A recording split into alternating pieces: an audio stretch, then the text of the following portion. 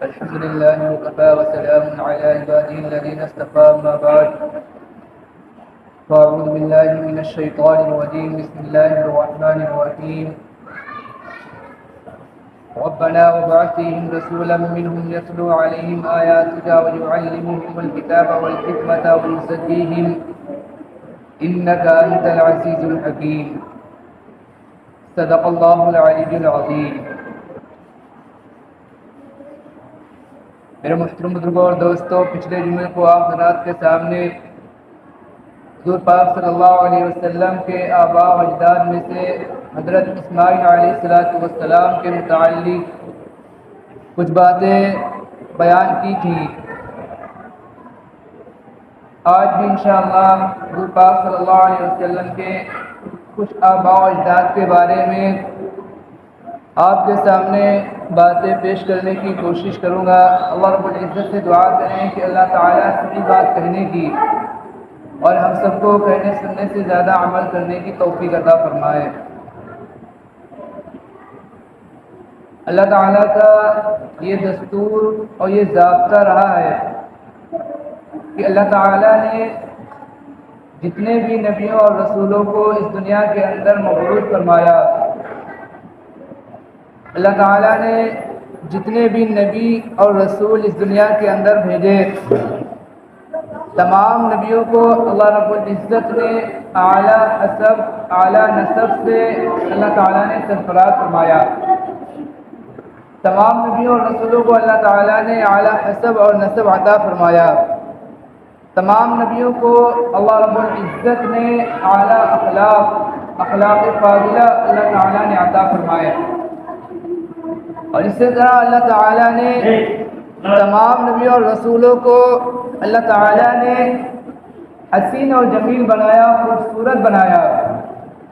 یہ اللہ تعالیٰ نے یہ اخلاق فاضلہ، یہ حسن و جمال اور یہ اعلیٰ اخلاق، اعلیٰ حسب نسب اللہ تعالیٰ نے جو نبیوں اور رسولوں کو عطا فرمائے، وہ اس لیے عطا فرمائے کہ تاکہ کوئی بھی انسان کسی نبی کو، کسی رسول کو حقارت کی نظر سے، ذلت کی نظر سے، گری ہوئی نظر سے کسی نبی یا رسول کو نہ دیکھے. اللہ تعالیٰ نے اس لیے تمام نبیوں، تمام رسولوں کو اعلیٰ اخلاق عطا فرمائے، عمدہ اخلاق والا بنایا. اللہ تعالیٰ نے تمام نبیوں اور رسولوں کو اخلاق فاضلہ عطا فرمائے. تمام نبیوں اور رسولوں کو اللہ تعالیٰ نے حسین و جمیل بنایا. اسی طرح تمام نبیوں میں جو آخر میں جو سب سے نبی آئے وہ ہمارے نبی حضرت محمد مصطفیٰ صلی اللہ علیہ وسلم ہے. اور اللہ تعالیٰ نے آپ کا جو سلسلہ نسب ہے وہ حضرت ابراہیم علیہ السلام سے ہمارے نبی حضرت محمد صلی اللہ علیہ وسلم کا سلسلہ نسب جا کر ملتا ہے. اور اس سلسلہ نسب کے اندر تھوڑی سی تفصیل یہ ہے کہ اللہ تعالیٰ نے ہمارے نبی کا جو نام ہے وہ محمد ہے، وہ محمد رکھا. اور ہمارے نبی صلی اللہ علیہ وسلم کے والد کا نام عبداللہ، دادا کا نام عبد المطلب اور پردادا کا نام ہاشم، پھر عبد مناف، پھر قصی، پھر کلاب. یہ حضور پاک صلی اللہ علیہ وسلم کا جو سلسلہ نسب ہے، دریائی سلسلہ نسب ہے یہ کلاب تک. اور اسی طرح حضور پاک صلی اللہ علیہ وسلم کا جو ننیالی سلسلہ ہے، حضور پاک صلی اللہ علیہ وسلم کی والدہ کا جو سلسلہ ہے وہ بھی کلاب تک آ کر حضور پاک صلی اللہ علیہ وسلم سے آ کر مل جاتا ہے. وہ بھی کلاب تک آ کر وہ سلسلہ نسب دونوں ایک ہو جاتے ہیں. چنانچہ حضور پاک صلی اللہ علیہ وسلم کے نانا کا جو نام تھا وہ وہب تھا، پر نانا کا نام عبد مناف تھا، اور ان کے والد کا نام تھا زہرا، اور پھر ان کے والد کا نام تھا کلاب. تو کلاب تک ددیالی سلسلہ نسب اور اسی طرح کلاب تک جو ننیالی سلسلہ نسب ہے وہ دونوں جا کر ایک ہو جاتے ہیں. گویا کہ آپ کا جو دنیالی اور ننیالی جو سلسلہ نسب تھا وہ گویا کہ ایک ہی ہے، آپ کا خاندان گویا کہ ایک ہی خاندان ہے. پھر کلاب سے لے کر عدنان تک تقریباً 10 پیڑھیاں ہیں. پھر اسی طرح عدنان سے لے کر حضرت اسماعیل علیہ السلام تک تقریباً 40 پیڑھیاں بیچ میں درمیان میں ہیں. تو گویا کہ حضرت ابراہیم علیہ السلام سے لے کر ہمارے نبی حضرت محمد صلی اللہ علیہ وسلم تک جو پیڑھیاں گزری ہیں وہ تقریباً 60-65 پیڑھیاں ہیں. یہ ہمارے نبی حضور پاک صلی اللہ علیہ وسلم کا سلسلہ نسب ہے جو حضرت ابراہیم علیہ السلام سے جا کر ملتا ہے. اللہ تعالیٰ نے ہمارے نبی حضرت محمد صلی اللہ علیہ وسلم کو بہت ہی اعلیٰ اصل نسب والا بنایا تھا. بہت ہی اعلیٰ اصل نسب اللہ تعالیٰ نے ہمارے نبی حضرت محمد صلی اللہ علیہ وسلم کو عطا فرمائے تھے. اسی طرح ہمارے نبی صلی اللہ علیہ وسلم کے خاندان کے بارے میں کہا جاتا ہے کہ آپ جو قریش کے خاندان سے تعلق رکھتے تھے، آپ قریشی تھے، خاندان قریش سے آپ کا تعلق تھا. تو یہ جو قریش ہے، یہ قریش کس کو کہا جاتا ہے؟ قریش کیا ہے؟ قریش کیا چیز ہے؟ کس وجہ سے ہمارے نبی حضور پاک صلی اللہ علیہ وسلم کو جو نسبت کی جاتی ہے خاندان کی، جو قریش کی طرف نسبت کی جاتی ہے، نسبت کیوں کی جاتی ہے؟ تو اس کی وجہ یہ بیان کی گئی ہے. اول یہ کہ قریش کے جو معنی آتے ہیں عربی کے اندر متعدد معنی آتے ہیں، کئی معنی بیان کیے گئے عربی کے اندر. انہی میں سے قریش کا ایک معنی یہ ہے کہ سمندر کا ایک ایسا جانور کہ جس سے سمندر کے تمام جانور ڈرتے ہیں، خوف کھاتے ہیں، اس کا سمندر کے اندر ایک رعب اور دبدبہ ہے. اس جانور کو کیا کہتے ہیں؟ قریش کہا جاتا ہے، اس کو قریش کہتے ہیں. حضور پاک صلی اللہ علیہ وسلم کے آباء و اجداد میں ایک نام ہے فہر بن مالک کا. انہوں نے مکہ معظمہ کے اندر ایسی مضبوط اور مستحکم حکومت کی، ایسی مضبوط اور مستحکم حکومت کی کہ جتنے بھی قبائل تھے وہ سب کے سب ان کی ماتحتی کے اندر آ گئے. تو اس وجہ سے ان کا نام کیا پڑ گیا؟ قریش نام پڑ گیا، قریش لقب ان کا پڑ گیا. لوگ ان کو قریش کے نام سے پکارنے لگے، ان کا لقب جو قریش پڑ گیا. پھر ان کے بعد جو ان کے خاندان میں سے، ان کی نسل میں سے جو بھی لوگ آتے گئے وہ سب کے سب اپنے آپ کو قریشی کہنے لگے، ان کی طرف نسبت کرنے لگے اور اپنے آپ کو قریشی لکھنے لگے، کہنے لگے. اس لیے حضور پاک صلی اللہ علیہ وسلم کے خاندان کو خاندان قریش کہا جاتا ہے. اور یہ کہا جاتا ہے کہ آپ کا جو تعلق تھا وہ جو قریش کے خاندان سے تعلق تھا، اس کی وجہ یہ ہے. اسی طرح ہمارے نبی حضور پاک صلی اللہ علیہ وسلم کے پردادا ہیں ہاشم. ہاشم کے معنی آتے ہیں عربی کے اندر کہ شوربے کے اندر روٹی چور کر بنانا، روٹی چورنا شوربے کے اندر. ہاشم کے معنی عربی کے اندر آتے ہیں. اللہ تعالیٰ نے حضور پاک صلی اللہ علیہ وسلم کے پردادا کو، جن کا نام ہاشم ہے، اللہ تعالیٰ نے بہت اعلیٰ اخلاق والا بنایا تھا. اللہ تعالیٰ نے اعلیٰ کردار عطا فرمائے تھے. یہ جو سردار تھے اور اللہ تعالیٰ نے آپ کے جو دادا تھے حضرت ہاشم، ان کو جو بڑا حسین و جمیل بنایا تھا، جو نور نبوت تھا وہ ان کی پیشانی پر چمکتا تھا. اس لیے کہ حضور پاک صلی اللہ علیہ وسلم کی پیدائش بھی انہی کے سلسلے میں ہونا تھی. تو جو نور نبوت تھا وہ ان کی پیشانی میں چمکتا تھا. اللہ تعالیٰ نے حضرت ہاشم کو جو حضور پاک صلی اللہ علیہ وسلم کے پردادا ہیں، انتہائی حسین و جمیل اور انتہائی اعلیٰ اخلاق والا، عمدہ اخلاق والا اللہ تعالیٰ نے بنایا تھا. اور ان کا ایک کام یہ تھا کہ جب بھی مکہ معظمہ کے اندر لوگ دور دور سے حج کرنے کی غرض سے لوگ آتے تو یہ ان حاجیوں کی مہمان نوازی کرتے، اور مہمان نوازی کے اندر ان کو جو شوربے کے اندر روٹی توڑ کر سرید بنا کر جو ان کو کھلاتے تھے. اور یہ جو کھانا تھا یہ بہت ہی عمدہ کھانا تھا، بہت ہی عمدہ کھانا شمار کیا جاتا تھا. اور یہ ایک بہت ہی عزت والا اور بہت ہی وقت والا اور بہت ہی قابل احترام کی نظر سے دیکھنے والا ایک کام تھا. اس لیے اس کی وجہ سے ان کا نام کیا پڑ گیا؟ ہاشم نام پڑ گیا. اسی طرح ہمارے نبی کے جو دادا ہیں ان کا نام ہے عبد المطلب. جیسا کہ ہمیں اور آپ کو معلوم بھی ہے کہ ہمارے نبی کے جو دادا تھے ان کا نام کیا تھا؟ عبد المطلب نام تھا. لیکن اصل نام اگر ہم اور آپ دیکھیں تو اصل نام ان کا تھا شیبہ. بعد میں جو کسی وجہ سے ان کا نام جو عبد المطلب نام پڑ گیا. اس کی تھوڑی سی تفصیل ہے. اس کی تھوڑی سی تفصیل یہ ہے کہ حضور پاک صلی اللہ علیہ وسلم کے جو پردادا تھے ہاشم، یہ تجارت کی غرض سے جو ملک شام جایا کرتے تھے. اور بیچ میں مدینہ منورہ پڑتا تھا۔ ملک شام کے سفر سے ایک مرتبہ تجارت کی غرض سے جا رہے تھے، مدینہ کے اندر قیام فرمایا۔ مدینہ کے اندر ایک قبیلہ رہتا تھا، قبیلہ بنو نجار۔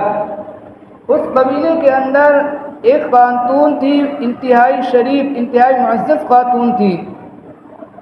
حضور پاک صلی اللہ علیہ وسلم کے جو دادا تھے ہاشم، انہوں نے اس خاتون کو نکاح کا پیغام بھیجا۔ ان کے گھر والوں نے نکاح کے پیغام کو قبول کر لیا اور یہ شرط لگائی کہ ہم نکاح تو کر دیں گے، لیکن جو ہماری بیٹی ہے سلمہ جن کا نام تھا، ان کو جو ہم آپ کے ساتھ جانے نہیں دیں گے، وہ یہیں رہیں گی، ہی ہمارے پاس ہی رہیں گی۔ تو حضور پاک صلی اللہ علیہ وسلم کے پردادا جو ہاشم تھے، انہوں نے ان کی بات کو قبول کر لیا اور پھر حضور پاک صلی اللہ علیہ وسلم کے پردادا کا جو نکاح تھا وہ قبیلے بنو نجار کی ایک خاتون جو بہت ہی عزت دار خاتون، بہت ہی شریف خاتون تھی، ان سے حضور پاک صلی اللہ علیہ وسلم کے پردادا حضرت ہاشم کا نکاح ہو گیا۔ اور پھر اس کے بعد وہ حضرت ہاشم جو تھے وہ آگے سفر کے لیے روانہ ہو گئے، ملک شام کے لیے سفر کے لیے تجارت کی غرض سے آگے روانہ ہو گئے۔ اللہ تعالیٰ کا کرنا ایسا ہوا کہ ملک شام میں ایک جگہ پر ان کا کیا ہو گیا، انتقال ہو گیا۔ اور ادھر جو قبیلے بنو نجار کی جو خاتون تھی حضرت سلمہ، جو ان سے نکاح کیا تھا، نکاح فرمایا تھا، ان سے ایک لڑکے کی پیدائش ہوئی، اور جس لڑکے کی پیدائش ہوئی تو پیدائشی طور پر اس لڑکے کے تھوڑے سے بال جو تھے وہ سفید تھے، اور جب تھوڑے سے بال وہ سفید تھے تو لوگوں نے ان کا نام جو شیبہ رکھ دیا، اس لیے کہ عربی کے اندر شیبہ کے معنی آتے ہیں سفید بال کے آتے ہیں۔ تو ان سے جو لڑکا پیدا ہوا حضرت سلمہ سے، تو ان کا نام لوگوں نے کیا رکھ دیا، شیبہ نام رکھ دیا۔ اور پھر اس کے بعد جو حضور پاک صلی اللہ علیہ وسلم کے جو خاندان والے تھے، جب شیبہ جو 8 برس کے ہوئے، 8 سال کے ہوئے، حضور پاک صلی اللہ علیہ وسلم کے خاندان والوں کے اندر یہ مشورہ ہوا کہ شیبہ جو ہے وہ ہمارے ہی خاندان کے بچے ہیں، ہمارے ہی بچے ہیں، ہمارے ہی خاندان سے ان کا تعلق ہے، اس لیے ہمیں جو واپس ان کو مکہ لے کر آنا چاہیے۔ لوگوں نے مشورہ کیا اور حضرت ہاشم کے جو بھائی تھے مطلب، وہ جو گئے اور اپنے بھتیجے کو لینے کے لیے وہ جو مدینہ منورہ گئے تاکہ وہ اپنے بھتیجے کو شیبہ کو لے کر مکہ مکرمہ لے کر آئے۔ تو پھر وہ جو لے کر گئے حضرت مطلب جو شیبہ کو اپنے پیچھے بیٹھا کر لے کر آئے، اور جب مکہ مکرمہ کے اندر داخل ہو رہے تھے تو مکہ والے یہ سمجھے کہ یہ جو مطلب جو اپنے پیچھے جس کو بیٹھالے ہوئے ہیں، یہ جو ان کا غلام ہے، غلام خرید کر لے کر آئے ہیں، حالانکہ وہ ان کا غلام نہیں بلکہ جو ان کا بھتیجا تھا۔ حضور پاک صلی اللہ علیہ وسلم کے جو پردادا تھے، ان کا جو وہ بیٹا تھا، ان کا جو لڑکا تھا، جو حضور پاک صلی اللہ علیہ وسلم کے جو والد تھے وہ تھے، جو دادا تھے وہ تھے شیبہ۔ تو جب انہوں نے دیکھا کہ مختلف جو اپنے پیچھے اپنی سواری پر شیبہ کو بیٹھا کر، ایک بچے کو بیٹھا کر لے کر آ رہے ہیں، تو لوگوں نے اس بچے کو عبد المطلب کہنا چالو کر دیا، عبد المطلب کہنے لگے کہ عبد المطلب آ گیا، یعنی جو مطلب کا غلام آ گیا۔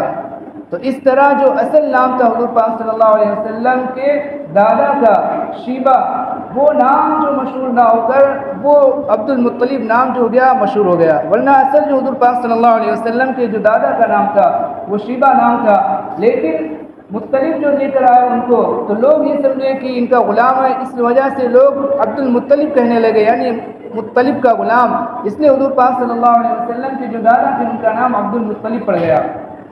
اللہ تعالیٰ نے حضور پاک صلی اللہ علیہ وسلم کے دادا کو، اللہ تعالیٰ نے حضور پاک صلی اللہ علیہ وسلم کے جو دادا عبد المطلب ہیں، ان کو انتہائی خوبیوں سے نوازا تھا۔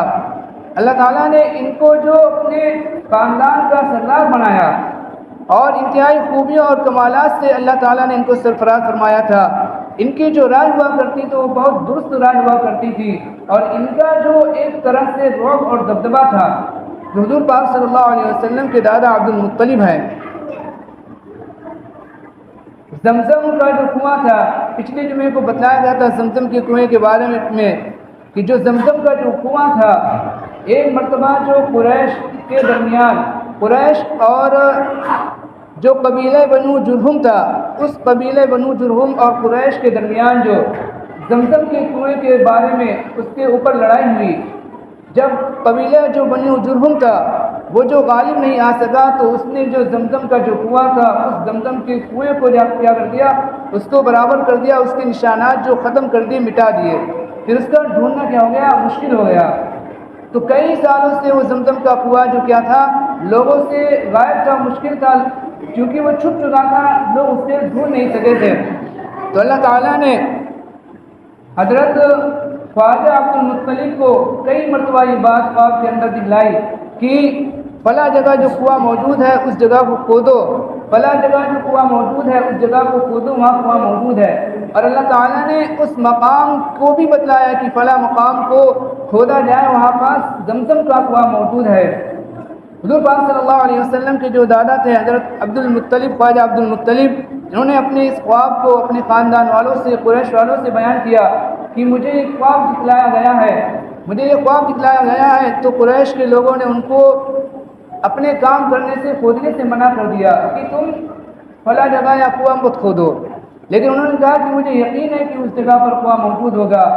تو پھر حضور پاک صلی اللہ علیہ وسلم کے جو دادا تھے حضرت خواجہ عبد المطلب, وہ اپنے بڑے بیٹے حارث کو لے کر, اپنے بیٹے حارث کو لے کر اس جگہ پر گئے جہاں پر نشاندہی کی گئی تھی کہ اس جگہ کو کھودو, وہاں پاس زمزم کا کنواں موجود ہے. انہوں نے اپنے بیٹے حارث کے ساتھ مل کر اس جگہ کو کھودا, اور تھوڑی سی کھدائی کے بعد اس جگہ پر زمزم کا کنواں جو تھا, جو کئی سالوں سے چھپا ہوا تھا, کئی سالوں سے وہ چھپا ہوا تھا, استعمال میں نہیں آ رہا تھا, چھپا ہوا تھا, وہ زمزم کا کنواں اس کے میل نکل کے آ گئی. وہ میل نکل کے آ گئی تو حضرت اسماعیل علیہ السلام کے زمانے میں تھی.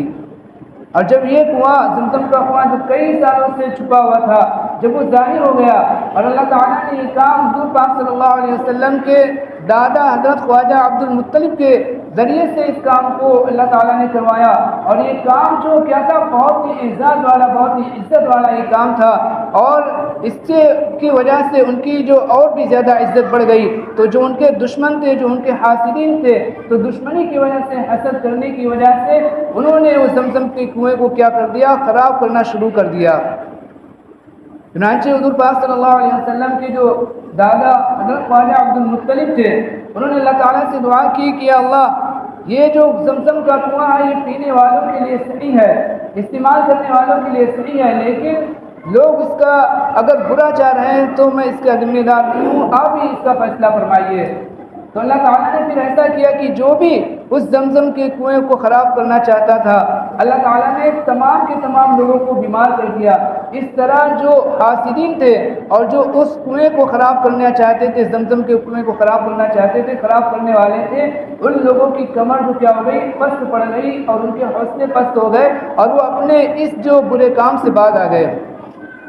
حضور پاک صلی اللہ علیہ وسلم کے جو دادا حضرت خواجہ عبد المطلب تھے, انہوں نے اللہ تعالیٰ سے اس وقت دعا کی کہ اللہ, ابھی میں کمزور ہوں, میرا ایک ہی بیٹا ہے, اگر اللہ تعالیٰ آپ نے مجھے جو 10 بیٹے عطا فرمائے تو پھر میں ایک بیٹے کو آپ کی بارگاہ میں قربان کروں گا, آپ کی بارگاہ میں ایک بیٹے کو قربان کروں گا. اللہ تعالیٰ نے حضور پاک صلی اللہ علیہ وسلم کے دادا حضرت خواجہ عبد المطلب کی اس دعا کو قبول فرمایا, اور اللہ تعالیٰ نے حضرت خواجہ عبد المطلب کو 10 بیٹے عطا فرمائے, جو 10 کے 10 اللہ تعالیٰ نے انتہائی خوبصورت بیٹے عطا فرمائے, جو بہت ہی خوبصورت اور بہت ہی طاقتور تھے. طاقتور بھی اللہ تعالیٰ نے کچھ طاقت بھی عطا فرمائی تھی اور خوبصورتی بھی عطا فرمائی تھی. انہی بیٹوں میں سے سب سے چھوٹے جو بیٹے ہیں, وہ جو ہمارے اور آپ کے نبی حضرت محمد صلی اللہ علیہ وسلم کے والد محترم حضرت عبداللہ ہیں.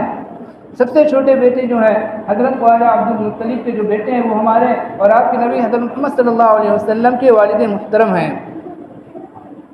وقت ہو گیا ہے, اور بھی بہت ساری باتیں ہیں حضور پاک صلی اللہ علیہ وسلم سے کے والد سے متعلق اور پیدائش سے متعلق انشاءاللہ اگلے جمعے کو بیان کرنے کی کوشش کروں گا.